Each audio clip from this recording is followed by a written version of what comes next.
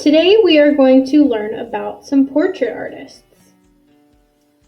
We will also learn about how we can create a portrait ourselves and what I expect of you when you're creating that portrait. Frida Kahlo was a very well-known Mexican self-portrait artist. A self-portrait is a portrait that you create of yourself. If you decide to do a self-portrait for this project, I suggest you look in a mirror while you're drawing. Notice how Frida Kahlo creates backgrounds in her self-portraits. That's something for you to think about. What might you put in your self-portrait in the background? These are all places that she had actually never been.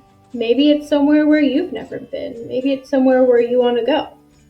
Think about where you would want to be in your self-portrait. Chuck Close often painted his family and friends. You can see him here looking at images of these people to help his work look a little bit more realistic. His portrait work shows a lot of different styles. Some are very colorful, some are black and white, some are very abstract. Think about what you would want for the style of your portrait. Kehinde Wiley is famous for his portrait of former President Barack Obama. Kehinde Wiley is famous for painting famous people, but he's also famous for painting everyday people he might see in his community. Check out the backgrounds that he uses. Think about if they remind you of anything. Could they inspire you? Layla Ali creates portraits of people from her imagination. Look at the expressions on these people. Can they inspire you to create your own expressions? Even though these people don't exist in real life, you can see the personality of these people through her art.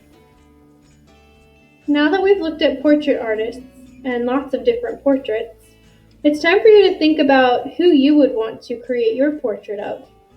It could be yourself, it could be a family member, it could be somebody you look up to, it could be an everyday person, or it could even be somebody that you invented. In the next part of this lesson, you're going to learn how to draw the portrait.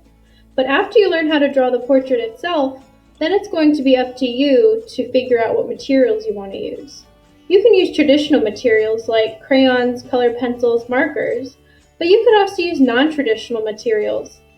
Things like cinnamon, thyme, and ginger, maybe some tea or coffee. You could use dye, some Kool-Aid, anything you might find around your house.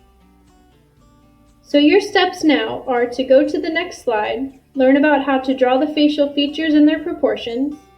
Then you're going to add your details, add the background, and then last you're going to add the color and submit it onto MyMCPS. I cannot wait to see. Now we're going to talk about craftsmanship. I will be grading you on craftsmanship, which means how careful you are when you're creating this project. Make sure you're taking your time and you will get the best grade possible.